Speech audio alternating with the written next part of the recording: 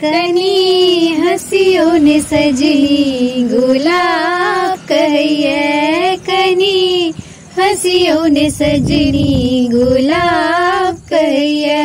फूल झड़ झड़ हो, फूल झड़ झड़ आहा सो हर श्रृंगार कहिए, कनी हंसियों ने सजनी गुलाब कहिए, कनी हंसियों ने सजनी गुलाब कहिए।